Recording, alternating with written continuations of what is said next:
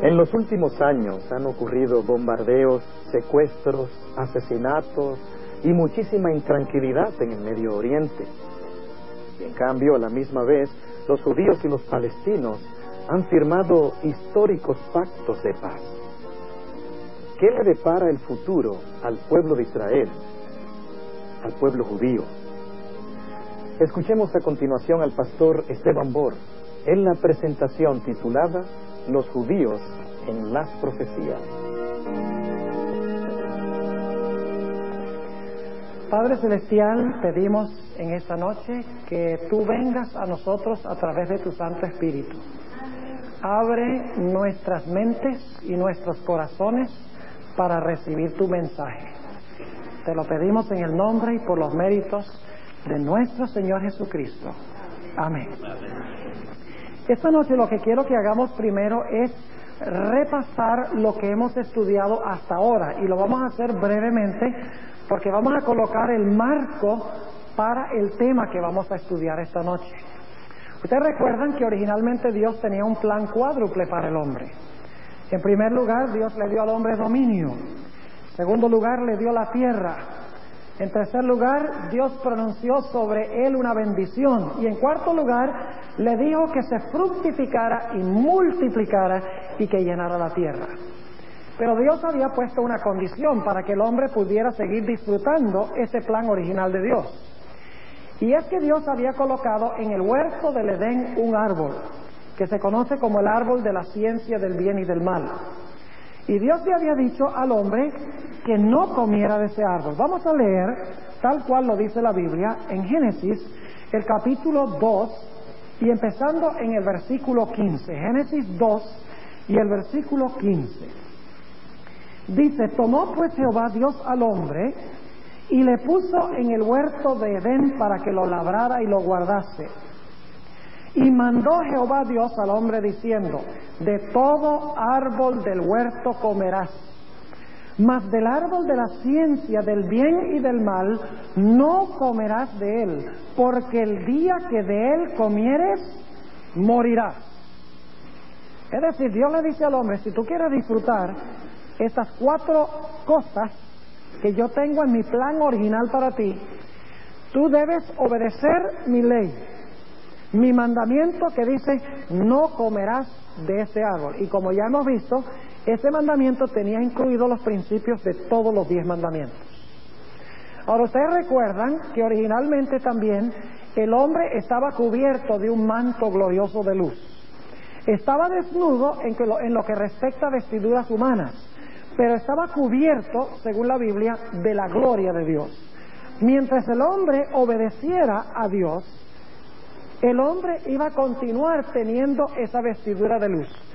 Pero cuando el hombre pecó, nos dice la Biblia que la vestidura de luz o el manto de luz desapareció y el hombre y su mujer se encontraron desnudos, se dieron cuenta de que estaban desnudos. Ahora, en la Biblia, la desnudez representa una persona en estado de pecado, una persona separada de Dios, una persona que está viviendo en injusticia y en pecado, una persona que está extraviada de Dios. Eso es lo que representa la desnudez a través de toda la Biblia. Ahora, ustedes recuerdan lo que hicieron Adán y Eva cuando se encontraron desnudos. Dice la Biblia que tomaron hojas de higuera y ellos se hicieron vestiduras de hojas de higuera para cubrir la vergüenza de su desnudez. Pero recuerdan que aún después de hacer eso, la Biblia nos dice que se sentían desnudos, porque todavía después de eso se están escondiendo de la presencia de Dios. Ahora, ustedes recuerdan también que estudiamos que Dios, cuando fue a buscar a Adán y Eva, habló primero con Adán, luego habló con Eva, y entonces se dirigió a la serpiente. Y le dijo a la serpiente: mira, tú le quitaste al hombre el dominio, tú le quitaste al hombre la bendición, tú le quitaste al hombre la tierra, tú le quitaste la capacidad de reproducirse en una raza santa a imagen de Dios. Pero yo te estoy avisando que a este mundo yo voy a mandar una simiente, nacido de mujer. Y esa simiente, nacido de mujer, te va a hacer la guerra. Y en el proceso de la guerra, esa simiente de la mujer te va a aplastar la cabeza y tú le vas a herir el calcañar. Ahora, ¿en qué sentido es que la simiente de la mujer iba a aplastarle la cabeza a Satanás? ¿Y en qué sentido era que él iba a ser herido en el calcañar? En Génesis 3:21 encontramos la respuesta. Génesis 3 y el versículo 21. Dice, y Jehová Dios hizo al hombre y a su mujer túnicas ¿de qué? De pieles y vistiólos. ¿Quién las hizo? Jehová Dios. ¿Qué hizo? Túnicas de pieles, ¿verdad? Y los vistió. Ahora, para conseguir la piel fue necesario que muriera un animal, un cordero. Es decir, Dios estaba diciéndole a Adán y Eva que la única forma que se podía cubrir la vergüenza de su pecado, la única forma en que podían ser salvos de su pecado y comparecer de nuevo ante Dios, era a través de la muerte del Cordero de Dios que quita el pecado del mundo. Ahora, ustedes notan que dice en Génesis 2:17, el día que de él comieres, morirás. Es decir, el mismo día que comieron del árbol, debían ellos morir. Ahora surge la pregunta, ¿por qué no murieron ese mismo día? En Apocalipsis 13:8 encontramos la respuesta. Dice que Jesucristo es el Cordero de Dios, inmolado o muerto desde la fundación del mundo. ¿Por qué no murieron Adán y Eva ese mismo día? Sencillamente porque el día que ellos pecaron, Jesús dijo, Padre, aunque tú has dicho que el día que ellos coman del árbol van a morir, yo ofrezco mi vida en lugar de la vida de ellos. Eso es lo que significaba el sacrificio del Cordero. El sacrificio del Cordero en la tierra estaba ilustrando lo que Cristo estaba diciendo en el cielo. Es decir, el sacrificio del Cordero en la tierra, el derramamiento de la sangre del Cordero, demuestra que ese mismo día Jesús se presentó ante su Padre y le dijo, Padre, yo daré mi vida en lugar de la vida del pecador. Es decir, que desde el mismo comienzo, la única esperanza del pecador se encuentra en ¿qué cosa? En la sangre derramada del Cordero, en la sangre de Cristo Jesús. Algunos dicen que en el Antiguo Testamento la gente se salvaba por la ley, mientras que en el Nuevo Testamento nos salvamos por la gracia.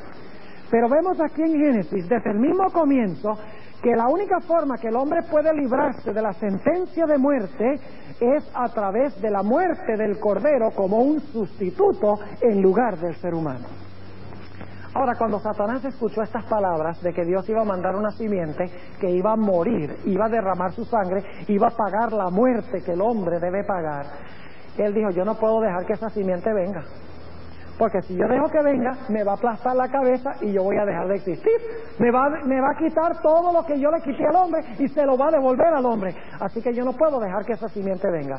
Por esa razón nos dice en Génesis el capítulo 4 que Satanás empleó a Caín para matar a Abel, porque Satanás sospechaba que Abel podía ser la simiente prometida. Así que Caín mata a Abel. Ahora, esta historia de Caín y Abel es muy interesante. Ustedes recuerdan que Dios le había dicho en Génesis 3 que la única forma como podían librarse de su pecado era si moría un cordero. Así que Dios le dice a Caín y Abel, cuando ustedes vengan, ustedes deben traerme un cordero para sacrificarlo. La Biblia nos dice que Abel trajo un cordero. Lo dice en Génesis 4. Y sacrificó el cordero. De esa manera, Abel estaba demostrando que él creía que lo único que lo podía librar de su pecado era el sacrificio del Cordero de Dios. Pero por el otro lado, Caín, él dijo, ¿por qué yo le voy a traer a Dios un cordero? ¿Por qué le voy a traer un animal? Yo no tengo que derramar la sangre de ningún animal. Y por lo tanto la Biblia dice que Caín, en vez de traer un cordero para derramar su sangre, lo que trajo fue frutas y vegetales. Ahora, cuando Caín se dio cuenta que Dios bendijo a Abel, quien había sacrificado al animal, representando así el sacrificio futuro de Jesús, dice la Biblia que Caín se enojó contra Abel porque había sacrificado el animal confesando su fe en Cristo, y dice la Biblia que Caín mató a Abel. Es decir, la simiente de Satanás, la simiente de la serpiente, mató a la simiente de la mujer que creía y aceptaba el sacrificio futuro de Cristo Jesús. Podríamos decir entonces que el que decía servir a Dios se levantó contra el que en verdad servía a Dios. Contra el cristiano, podríamos decir, porque cuando Abel ofreció el sacrificio estaba confesando su fe en el Cordero que iba a venir en el futuro. Así que Satanás a través de Caín destruye la vida de Abel y dice, me deshice de la simiente. Dios dice, no tan rápido. Así que Dios le da a Adán y Eva otra simiente que se llama Set. Y notamos anoche que en Génesis 4 y el versículo 26 dice que Set invocó el nombre de Jehová. Y en el Antiguo Testamento, cuando se usa esa expresión, invocar el nombre de Jehová, se refiere a levantar un altar y hacer un sacrificio. Es decir, no solamente Adán ofreció el sacrificio, no solamente Abel ofreció el sacrificio, sino que Set y Enoc también ofrecieron el sacrificio. Satanás pronto se dio cuenta de que de nada le iba a valer matar la simiente, porque cada vez que mataba una simiente, Dios iba a levantar otra. Así que él dice, tiene que haber un método mejor. Y por lo tanto ustedes recuerdan que estudiamos el sábado de la noche que Satanás dijo, bueno, yo no tengo que destruir la simiente, lo único que tengo que hacer es mezclar las dos simientes, mezclar los que tienen el carácter mío con los del linaje santo de Dios. Y entonces lo que va a suceder es que se va a corromper el linaje santo, y cuando lo corrompo completamente, Dios no va a tener a nadie en este mundo a través del cual introducir al Mesías al mundo. Déjenme preguntarles, cuando ustedes en su huerta siembran buenas semillas, digamos, siembran tomate y siembran chiles, etcétera, y entonces empieza a crecer la hierba, ¿qué mata a qué? ¿El tomate mata la hierba, o si ustedes vean la hierba mata el tomate? Ya ustedes saben que la hierba mata el tomate, ¿verdad? Porque lo malo destruye a lo bueno cuando está junto. Por esa razón es que Dios dijo que los hijos de Dios debían estar en un lado y las hijas de los hombres en el otro lado. No debía mezclarse. Pero Satanás dice, si yo los mezclo, desaparece el linaje santo. Y saben que antes del diluvio solo había 8 personas justas de los millones que había en el mundo. ¿Casi tuvo éxito el plan de Satanás de eliminar la simiente santa? Claro que sí. Ahora, después del diluvio, Satanás continúa con su plan.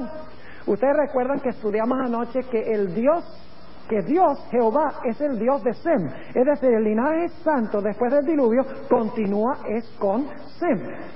Pero también encontramos en Génesis 10 los descendientes de Cam y de Jafet. Y nos dimos cuenta que las naciones que vienen de Cam y de Jafet son las naciones que más adelante procuraron destruir a los semitas, es decir, al pueblo escogido de Dios. ¿Qué está tratando de hacer Satanás nuevamente? Está levantando naciones para tratar de destruir, ¿qué cosa? La posibilidad de que venga la simiente. Luego vimos en nuestro estudio de Génesis 11 que también hay 2 grupos en Génesis 11. Tenemos los constructores de la Torre de Babel. Nimrod era el líder, su nombre significa rebelión, y esos constructores se conocen como los hijos de los hombres, que son los impíos, la simiente de Caín, la simiente de Satanás.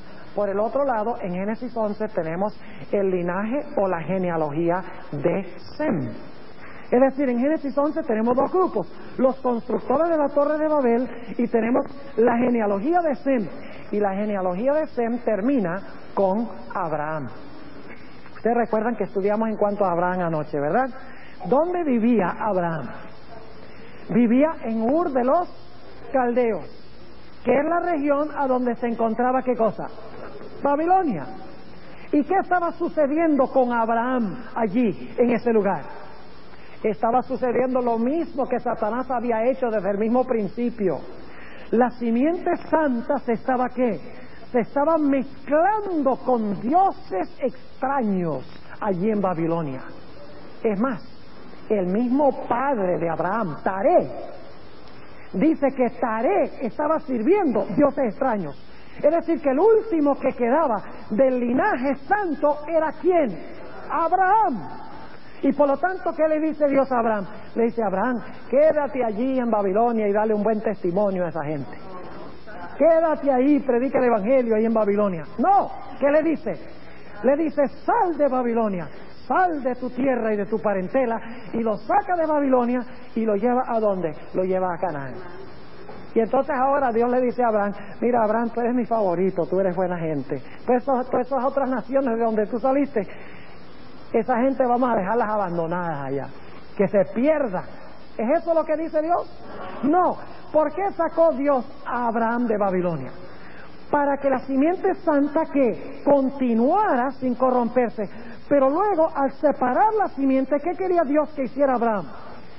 Quería que Abraham luego se tornara en una bendición para todas las naciones de la tierra. Ustedes recuerdan que en Génesis 12:3 dice, en ti serán benditas todas las naciones de la tierra. Es decir, Dios lo sacó de Babilonia para preservar la simiente santa, para preservar el mensaje en cuanto al Mesías, y luego entonces le dice, ahora yo quiero que tú testifiques a esas naciones de donde tú saliste, pero no desde adentro, sino desde afuera. ¿Están entendiendo el plan de Dios? Es decir, Dios no quería que Abraham se aislara de las naciones. Ahora, ¿ustedes creen que Abraham entendía muy bien, y esto lo estudiamos anoche, de que la esperanza, la única esperanza para él y para la raza humana se encontraba en la muerte de Cristo? ¿Entendía Abraham eso? Claro que sí. Anoche vimos varias cosas. Vimos en Juan 8:56 que Jesús declaró a los judíos, le dijo, Abraham vio mi día y se gozó. Es decir, Abraham vio el día de Jesús y se gozó. Vimos también que en varios textos, en Génesis, no dice, en ti Abraham serán benditas todas las naciones de la tierra, sino que dice, en tu simiente serán benditas todas las naciones de la tierra. ¿Y quién es la simiente de Abraham? Gálatas 3:16 dice, a Abraham fueron hechas las promesas y a su simiente. No dice y a sus simientes como de muchos, mas a tu simiente, la cual es Cristo. Es decir, Abraham entendía que la simiente que iba a cumplir esto no era Isaac, no era Jacob, no eran las 12 tribus de Israel. Él entendía que la simiente que iba a cumplir las promesas era el Mesías, Cristo Jesús. Además de eso, estudiamos anoche la expresión invocar el nombre de Jehová. Y nos dimos cuenta que Abraham, Isaac y Jacob invocaron el nombre de Jehová. Y leímos de Romanos 10:11-13, a donde dice claramente que todo el que invocare el nombre del Señor, es decir, el Señor Jesús, será salvo. Entonces yo pregunto, ¿el nombre de quién invocaron todas esas personas del Antiguo Testamento? Adán, Abel, Set, Noé, Abraham, Isaac, Jacob, todos ellos invocaron el nombre de Jehová. ¿El nombre de quién estaban invocando? El nombre de Jesús. Además de eso, vimos anoche que siempre que Dios le dio a Abraham las promesas en cuanto al Mesías, las promesas, les daba también una profecía mesiánica, o él levantaba un ¿qué? Levantaba un altar y hacía un sacrificio. Es decir, cada vez que Dios prometía algo de esos 4 elementos del plan original de Dios, ya sea la tierra, ya sea el dominio, ya sea la bendición, ya sea una multiplicidad de descendientes que nadie puede contar, cada vez que Dios daba unas promesas, él le decía a Abraham, levanta un altar y haz un sacrificio. Además de eso, cuando no hacía el sacrificio, Dios le daba una profecía en cuanto al Mesías. ¿Ustedes creen que Abraham entendía muy bien entonces que invocar el nombre de Jehová y que las promesas se iban a cumplir única y exclusivamente a través del Mesías, a través de Cristo Jesús? No cabe duda. Además de eso, en Romanos 4:1-3 dice que Abraham fue justificado por fe en Jesús. Y en Gálatas 3:6-9 también dice que Abraham creyó en el Señor y le fue contado por justicia. Y es más, dice ahí en Gálatas 3 que el Evangelio le fue predicado a Abraham. Interesante que el Evangelio le fue predicado a Abraham, el Evangelio del Señor Jesucristo. Ahora Dios entonces sacó a Abraham de Ur de los Caldeos y lo llevó a Canaán con un propósito. ¿Saben ustedes que la tierra de Canaán está localizado en un lugar muy estratégico? Está en el centro mismo de 3 continentes. Usted no puede ir, en realidad, de un continente a otro, de esos 3, sin pasar por Canaán. Esos 3 continentes son Europa, África y Asia. Es decir, que cualquier persona que fuera a viajar de Asia a Europa, o de Europa a África, o cualquiera de esos lugares, tenía que pasar por la tierra de Canaán. Ahora, ¿cuál era el plan de Dios entonces? El plan de Dios era muy sencillo. Era que Abraham estableciera allí la nación de Israel, y que la nación de Israel ahora llegaran a ser ¿qué cosa? Llegaran a ser testigos en cuanto a la venida del Mesías a todas esas naciones de donde Abraham había salido, para que cuando Cristo viniera, el mundo lo estuviera esperando. ¿Saben ustedes, hermanos y hermanas, visitas, que el Antiguo Testamento es un sistema bañado en sangre? Yo una vez me puse a contar nada más el número de los sacrificios matutinos y vespertinos. Ustedes saben que en el santuario de Israel se hacía un sacrificio de un carnero o un cordero macho en la mañana, y se hacía otro sacrificio de un carnero o un cordero macho en la tarde para los pecados de Israel. Yo me puse a contar el número de esos sacrificios, y dicho sea de paso, había muchos otros sacrificios, eso no solamente unos poquitos sacrificios, pero me puse a contar solo esos 2 sacrificios desde que se terminó de construir el tabernáculo en el desierto y empezó a funcionar hasta cuando Cristo murió en la cruz. ¿Saben ustedes que se sacrificaron más de 1.100.000 corderos durante ese tiempo? Solo en ese sacrificio. Ustedes miran, todos los grandes héroes del Antiguo Testamento sacrificaron animales. Adán, como ya hemos visto, Abel, Set, Noé, Abraham, Isaac, Jacob, Moisés, Elías, David, Salomón. Todo el Antiguo Testamento es un sistema de religión manchado en sangre. E inmediatamente nos preguntamos, ¿será que esos sacrificios quitaban el pecado de la gente? Noten lo que dice en el libro de los Hebreos. Hebreos, el capítulo 10. Y vamos a ver si esos sacrificios quitaban el pecado. Hebreos, el capítulo 10, y vamos a leer el versículo 4. Hebreos 10 y el versículo 4. Dice, porque la sangre de los toros y de los machos cabríos no puede quitar, ¿qué cosa? Los pecados. Ninguno de esos sacrificios quitó el pecado, porque la sangre de un animal no puede quitar el pecado. Entonces ustedes se preguntan, bueno, pastor, si ninguno de esos sacrificios de animales quitaban el pecado, ¿por qué razón mandó Dios a hacer esos sacrificios? La razón es muy sencilla. En el Antiguo Testamento, antes de que viniera Cristo, esa gente tenía que salvarse. ¿Y cuál era la única forma en que podían salvarse? ¿Cuál es la única forma en que una persona en este mundo se puede salvar? Solo a través de Cristo muriendo en su lugar. ¿Desde el comienzo es así? ¿O será que la gente en el Antiguo Testamento se podía salvar sin Cristo? No, tenía que salvarlos Jesús.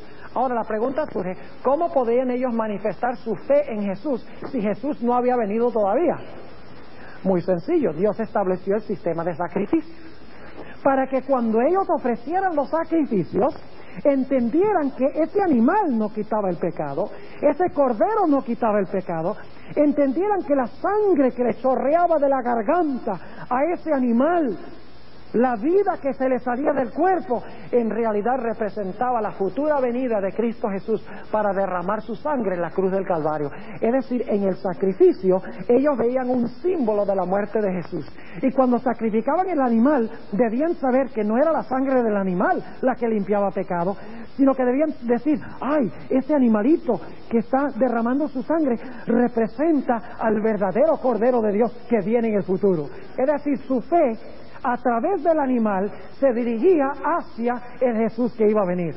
La única diferencia entre la gente del Antiguo Testamento y nosotros es que los del Antiguo Testamento en el sacrificio del animal miraban hacia adelante, mientras que nosotros hoy en día sencillamente miramos hacia atrás. Pero en ambos casos la gente fija su mirada en Jesús y es salva única y exclusivamente a través de Cristo Jesús. Ahora entonces, desde el mismo comienzo, Dios quiso enseñar a través del sistema de sacrificios que solo había un nombre a través del cual podemos ser salvos, y es el nombre de Cristo. Solamente a través de la muerte de Jesús. Por eso fue que Dios llamó a Abraham a ir a la tierra de Israel y estableció un sistema de sacrificios más avanzado para que luego el pueblo de Israel proclamara a todo el mundo el significado de su religión y dijeran: nosotros estamos esperando al Mesías venidero, lo hemos estado esperando desde el primer sacrificio que hizo Adán. Eso es lo que significa todos estos sacrificios de animales. Y de esa manera, cuando las gentes de estos 3 continentes donde estaba poblado pasaran por Israel y vieran estos sacrificios, dirían: ay, nosotros también queremos esperar a ese Mesías, también queremos la salvación de nuestros pecados a través de ese Mesías. Y de esa forma el pueblo de Israel iba a indoctrinar a todo el mundo y prepararlo para cuando Cristo viniera a este mundo. Qué tremendo plan tenía Dios. Ahora vamos a notar ese plan en Éxodo el capítulo 19. Éxodo el capítulo 19, y vamos a empezar leyendo en el versículo 4. Éxodo 19 y el versículo 4. Aquí Dios está llamando al pueblo de Israel, está estableciendo su pacto con el pueblo de Israel. Y esto está sucediendo más o menos 400 años después de Abraham. 400 años después de Abraham. Ahora dice aquí en el versículo 4: vosotros visteis lo que hice a los egipcios. Éxodo 19:4. Vosotros visteis lo que hice a los egipcios, y cómo os tomé sobre alas de águilas, y os he traído a mí. Ahora vamos a hacernos la pregunta, antes de terminar de leer este pasaje: ¿quién es el que está hablando aquí? Es una pregunta clave. Dice Jehová, claro que sí. Específicamente, ¿quién está hablando aquí? Bueno, vamos a repasar un punto. ¿Quién fue el que creó este mundo? Fue Cristo. Porque dice en Juan 1:1-3: en el principio era el Verbo, y el Verbo era con Dios, y el Verbo era Dios. Este era en el principio con Dios. Todas las cosas por Él fueron hechas. Es decir, Jesús es el creador de este mundo. Todo lo relacionado con este mundo ha sido encomendado en manos de Jesús.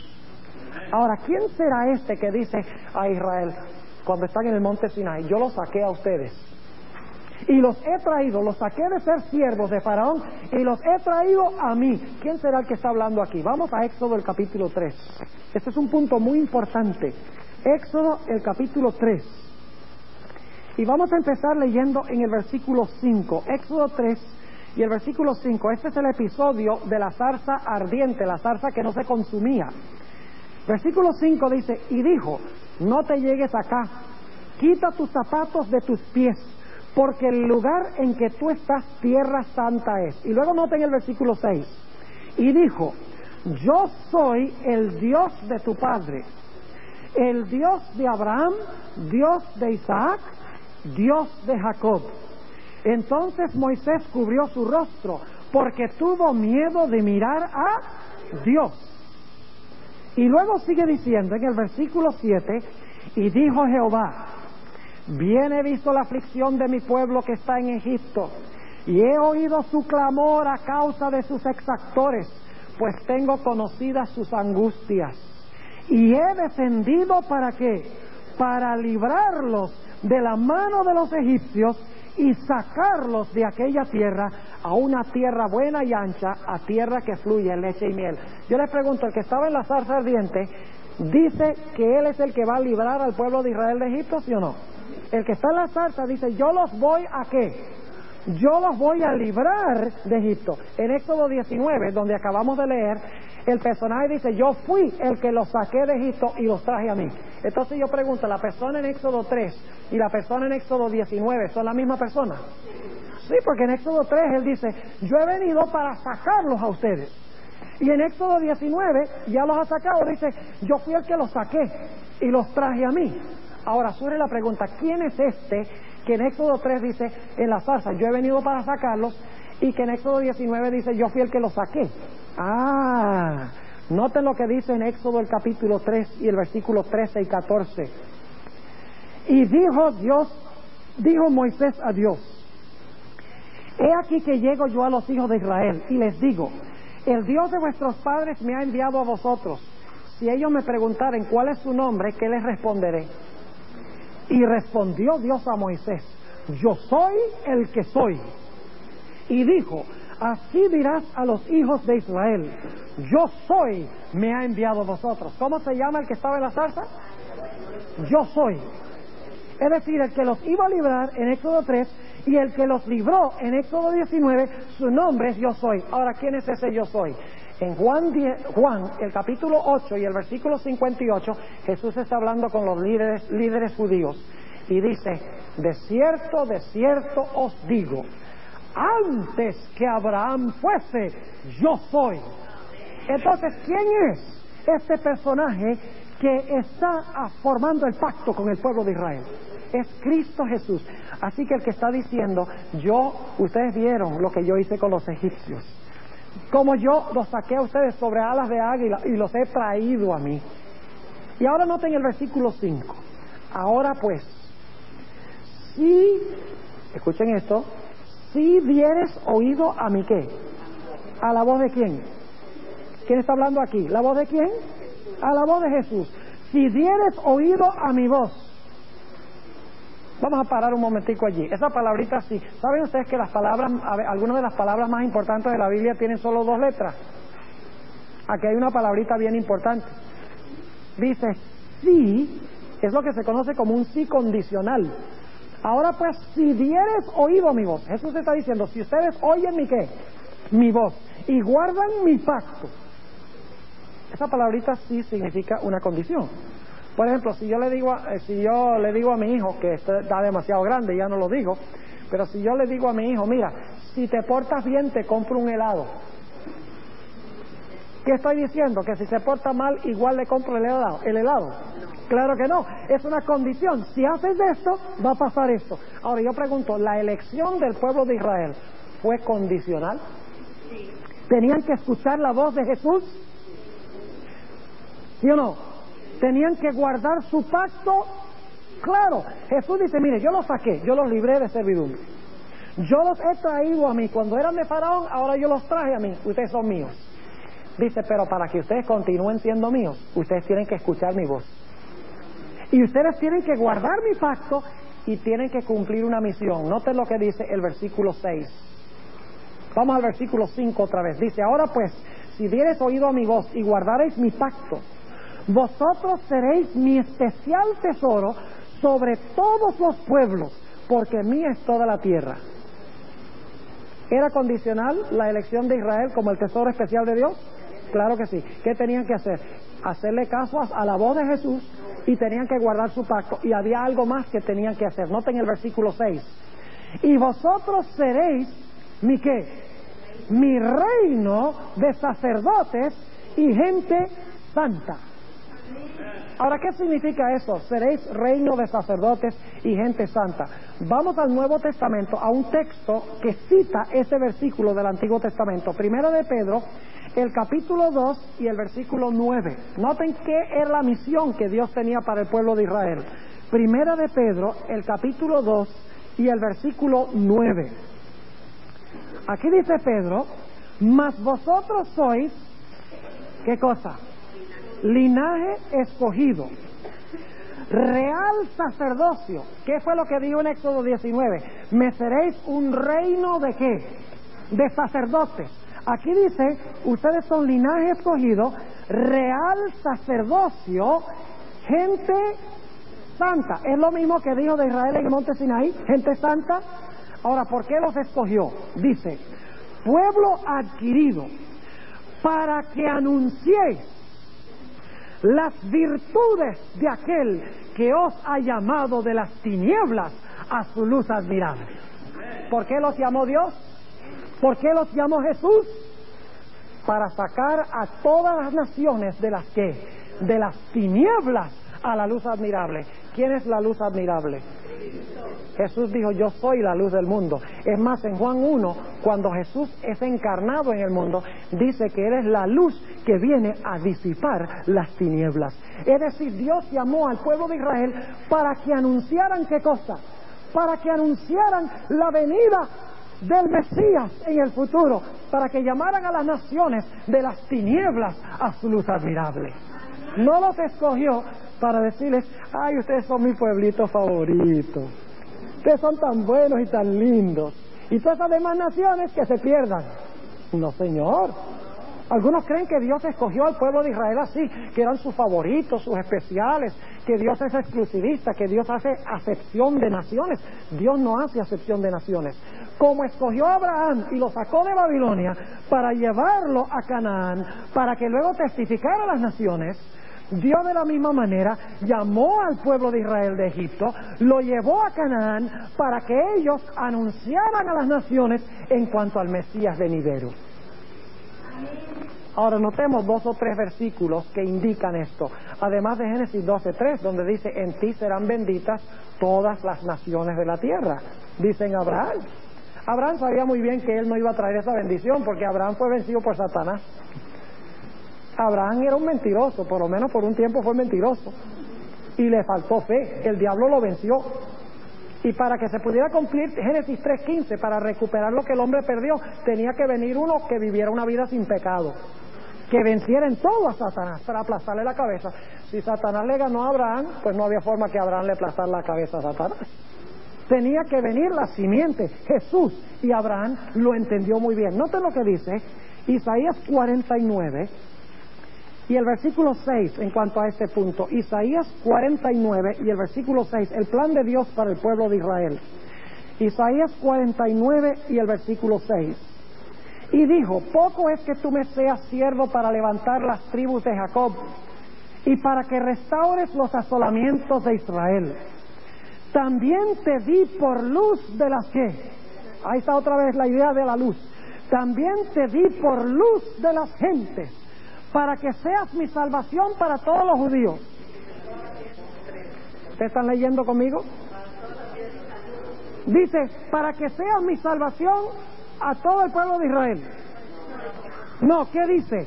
Para que seas mi salud hasta lo postrero de la tierra. Es decir, Dios llamó al pueblo de Israel para que anunciara lo que significaba su religión, para que anunciara en cuanto al Mesías venidero, para que cuando Cristo viniera al mundo todos lo estuvieran esperando. Pero dice en Juan el capítulo 1 y el versículo 10 y 11 que Él vino al mundo y el mundo no le conoció, y luego dice: a lo suyo vino y lo suyo no le recibió. Cuando Jesús nació en este mundo, los judíos, los sacerdotes, no lo estaban esperando con brazos abiertos. No se reunió una muchedumbre grande alrededor del pesebre para rendirle adoración a Jesús. Los únicos que se dieron cuenta fueron unos pastores humildes del campo y unos reyes magos que no eran ni siquiera judíos. Eran filósofos paganos de la religión de Zoroastro. Los únicos que le estaban esperando. ¿Qué pasó con toda la nación judía? Estaban enceguecidos, no entendían ni siquiera el significado de su propia religión. Es decir, el cometido que Dios les había dado, fracasaron en gran medida en cumplirlo. Noten lo que dice Zacarías, el capítulo 8, también sobre este plan. Zacarías, el capítulo 8, y vamos a leer empezando en el versículo 20. Zacarías, el capítulo 8 y el versículo 20. Así ha dicho Jehová de los ejércitos: aún vendrán muchos pueblos y moradores de muchas ciudades, y vendrán a los moradores de la una a la otra, y vendrán los moradores de una a la otra y dirán: vamos a implorar el favor de Jehová y a buscar a Jehová de los ejércitos. Y entonces la otra persona dice: yo también iré. Y vendrán muchos pueblos, noten, y fuertes naciones a buscar a Jehová de los ejércitos en Jerusalén y a implorar el favor de Jehová. Así ha dicho Jehová de los ejércitos: en aquellos días acontecerá que 10 hombres de todas las lenguas de las gentes trabarán de la falda de un judío, diciendo: iremos con vosotros, porque hemos oído que Dios está con vosotros. Amén. Qué tremendo plan tenía Dios para el pueblo de Israel. Pero la Biblia nos dice que cuando Cristo vino, prácticamente nadie lo estaba esperando. Obviamente el pueblo de Israel había fracasado en la misión que Cristo le había dado. Ustedes recuerdan que Jesús dijo en Juan el capítulo 10 y el versículo 15 y 16, dice: mis ovejas oyen. ¿Alguna conexión con Éxodo 19? Si vosotros obedeciereis mi voz, Jesús dice, mis ovejas oyen mi voz y me siguen. ¿Pero el pueblo judío oyó la voz de Jesús? No. Vayan conmigo a Juan, el capítulo 8. Juan, el capítulo 8, y vamos a empezar leyendo en el versículo 32. Juan 8 y el versículo 32. Aquí está hablando Jesús a los líderes de la nación judía, y noten lo que dice. Y conoceréis la verdad, y la verdad os libertará. ¿Qué es la verdad, hermanos y hermanas? ¿Qué es la verdad? Jesús dice, yo soy el camino, la verdad y la vida. Así que Jesús dice, y conoceréis la verdad, y la verdad os libertará. Y respondiéronle, ¿qué le dicen a Jesús? Respondiéronle, simiente de Abraham somos. Lo dicen con orgullo, dicen, simiente de Abraham somos. Y jamás servimos a nadie. ¿Cómo dices tú seréis libres? Jesús le respondió, de cierto os digo que todo aquel que hace pecado es siervo de pecado. Y el siervo no queda en casa para siempre, el Hijo queda para siempre. Así que si el Hijo os libertare, seréis verdaderamente libres. Es decir, ustedes tienen que aceptar ¿a quién? Ustedes me tienen que aceptar a mí. Si oyereis mi voz y guardareis mi pacto, entonces ustedes son mi pueblo escogido. Ahora noten que se vuelve más complejo el panorama aquí. Dice en el versículo 37, sé que soy simiente de Abraham. Yo sé que ustedes son simiente de Abraham, pero en un momento va a decir, no son. Yo sé que ustedes son simiente literal de Abraham, que tienen sangre de Abraham en sus venas, dice, pero en un momento va a decir, no son. Dice en el versículo 37, sé que soy simiente de Abraham, mas procuráis matarme, porque mi palabra no cabe en vosotros. Debe preguntarles, si Abraham hubiera estado vivo cuando Cristo estuvo en la tierra, ¿qué creen ustedes que hubiera hecho Abraham? ¿Hubiera tratado de matar a Jesús? No, dice, Abraham vio mi día y se gozó. Es decir, Abraham hubiera abrazado a Jesús, lo hubiera amado. Pero aquí están estos que dicen que son simiente de Abraham y lo que quieren es matarlo. Entonces no son nada simiente de Abraham. Sigue diciendo en el versículo 38, yo hablo lo que he visto cerca del Padre y vosotros hacéis lo que habéis oído cerca de vuestro Padre. Es decir, ustedes tienen otro Padre, pero no es Abraham. Versículo 39, respondieronle y dijéronle, nuestro Padre es Abraham. Díceles Jesús, si fuerais hijos de Abraham, las obras de Abraham haríais. Vosotros hacéis las obras de vuestro Padre. Dijeron entonces, nosotros no somos nacidos de fornicación. Un Padre tenemos que es Dios. Jesús entonces les dijo, si vuestro Padre fuera Dios, ciertamente me amaríais. Porque yo de Dios he salido y he venido, que no he venido de mí mismo, mas Él me envió. ¿Por qué no reconocéis mi lenguaje? ¿Por qué no podéis oír mi palabra? ¿Recuerdan nuevamente? Éxodo 19, el versículo 5. Si vosotros oyereis mi voz, aquí Jesús le dice, ¿por qué ustedes los judíos no oyen mi voz? Versículo 44. Aquí es que Jesús dice algo radical. Dice, vosotros de vuestro padre el diablo sois. Debe preguntarles, ¿por qué mató Caín a Abel? Porque Abel sacrificó como Dios había mandado. Ahora, ¿de quiénes eran hijos esa nación judía cuando Cristo está hablando con ellos? De Caín. Porque al igual que Caín mató a Abel, que sacrificó al animal, estos querían matar ¿a quién? A Jesús. ¿Eran simiente de Abraham? No. Es decir, la simiente se determina no por la sangre que usted tiene, sino por la relación que sostiene ¿con quién? Con Jesús. Nuevamente el versículo 44, vosotros de vuestro padre el diablo sois, y los deseos de vuestro padre queréis cumplir. El homicida ha sido ¿desde cuándo? ¿Cuál fue el primer homicidio de la historia?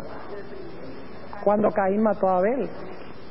Ustedes son homicidas, dice el diablo es homicida desde el principio. Ustedes quieren tener el mismo espíritu que tuvo Caín cuando mató a Abel. Es decir, ustedes no son simiente, la simiente santa que desciende de Set y que desciende de Sem y que desciende de Abraham, Isaac y Jacob, porque ellos todos creyeron y me aceptaron a mí. Ustedes son simiente de Caín y de Satanás porque me quieren matar. Así que dice, vosotros de vuestro padre el diablo sois. y los deseos de vuestro padre queréis cumplir. El homicida ha sido desde el principio y no permaneció en la verdad. Les está diciendo, ustedes son simiente de Caín y simiente de la serpiente, porque en vez de aceptarme me han rechazado.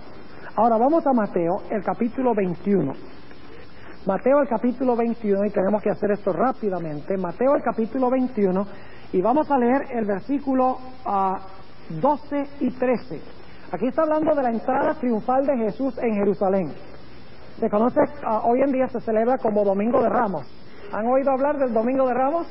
Cuando Cristo entró triunfalmente en Jerusalén. Saben que cuando Él terminó su entrada triunfal, dice la Biblia que entró al templo. Y fíjense cómo se llama el templo. Dice en Mateo 21 y el versículo 12, y entró Jesús en el templo de ¿quién?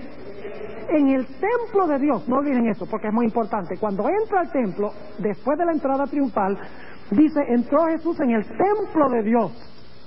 Y luego noten el versículo 13, y les dice, escrito está, mi casa, casa de oración será llamada. Así que cuando entra al templo, lo llama el templo de Dios. Y Jesús dice, esta es mi casa. No olviden eso, porque en un momento vamos a ver un cambio radical, solamente en tres capítulos más adelante.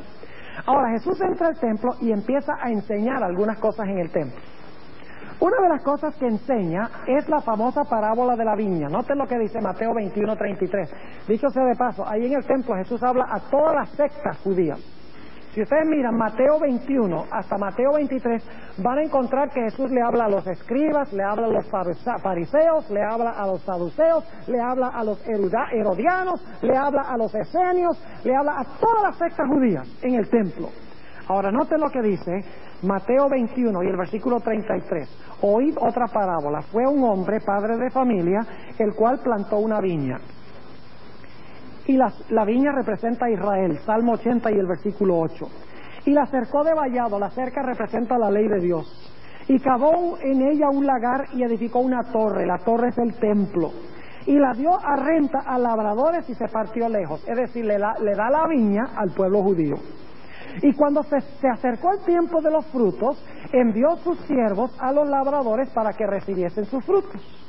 Mas los labradores, tomando a los siervos, al uno hirieron, al otro mataron y al otro apedrearon. Eso es lo que hacían el pueblo de Israel con los profetas que Dios les mandaba en el Antiguo Testamento. Versículo 36. Envió de nuevo otros siervos, más que los primeros, e hicieron con ellos de la misma manera. Y a la postre, es decir, de último, les envió su hijo. ¿Quién es ese hijo? Es Jesús. Diciendo, tendrán respeto a mi hijo. Mas los labradores, viendo al hijo, dijeron entre sí, este es el heredero de las promesas, ¿recuerdan? Este es el heredero, venid, matémosle y tomemos su heredad. Y tomado le echaron fuera de la viña. Jesús murió fuera de Jerusalén, dicho sea de paso, y dice, y le mataron. Y entonces Jesús hace una pregunta, pues cuando viniere el Señor de la viña, ¿qué hará a aquellos labradores? Ellos todavía no han caído en cuenta que Jesús está hablando de ellos, de la nación judía. Y por lo tanto ellos responden. Noten en el versículo 41, dícenle, a los malos destruirá miserablemente. Y su viña dará a renta a otros labradores que le paguen el fruto a sus tiempos. Y luego Jesús le dice, muchas gracias, ustedes se acaban de pronunciar sentencias sobre ustedes mismos. Versículo 43, por tanto os digo, que el reino de Dios será quitado de vosotros y será dado a gente que haga los frutos de él. ¿Recuerdan en Éxodo 19 decía serás un reino de sacerdotes, van a ser mi reino? Ahora, ¿qué dice Jesús? Ese reino les va a ser ¿qué? Les va a ser quitado y se lo voy a dar a otra gente. Ahora yo pregunto, ¿a qué otra gente fue que les dio el reino? A los verdaderos judíos, a los gentiles que aceptaron ¿a quién? Que aceptaron a Jesús. Ahora sigamos un poquito más adelante, ahí en Mateo 23, vamos a Mateo el capítulo 23, y vamos a empezar leyendo en el versículo 32, Mateo 23 y el versículo 32. Aquí Jesús está terminando su discurso en el templo, y fíjense lo que dice, vosotros también henchid la medida de vuestros padres. Es decir, la copa se llenó, está diciendo Jesús. Y luego, ¿qué les dice en el versículo 33? Serpientes. ¿De quién eran simientes? Hasta la última vez que yo supe, una serpiente produce serpientes. ¿No es cierto? Ahora, si le dice serpientes, entonces ¿son simiente de quién? De la serpiente. Generación de víboras, ¿cómo evitaréis el juicio del infierno? Por tanto, he aquí yo os envío profetas y sabios y escribas, y de ellos a unos mataréis y crucificaréis, a otros de ellos azotaréis en vuestras sinagogas y perseguiréis de ciudad en ciudad. Y ahora escuchen, versículo clave: para que venga sobre vosotros toda la sangre justa que se ha derramado sobre la tierra, desde la sangre de Abel el justo.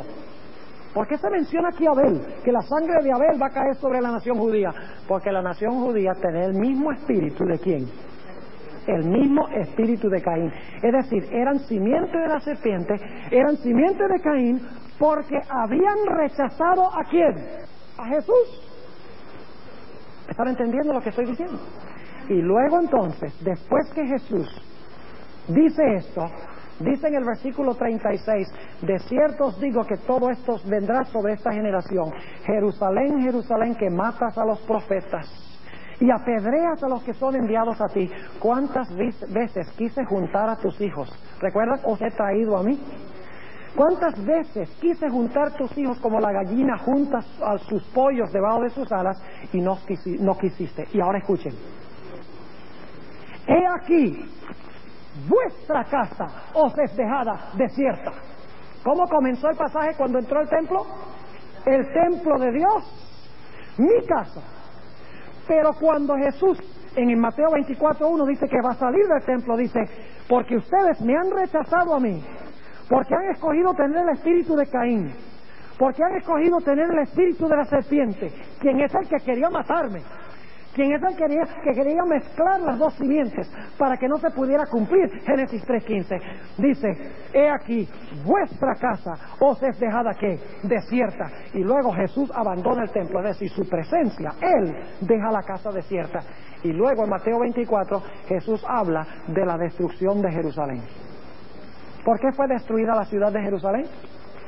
Porque ellos rechazaron ¿a quién? A Jesús. Entonces yo quiero preguntar, al terminar esta noche, ¿quién hoy es Israel? ¿Quién es el verdadero Israel? ¿Quién ha sido siempre el verdadero Israel, desde el comienzo? Aquellos que han aceptado ¿a quién? A Jesús. Entonces, ¿dónde está Israel hoy?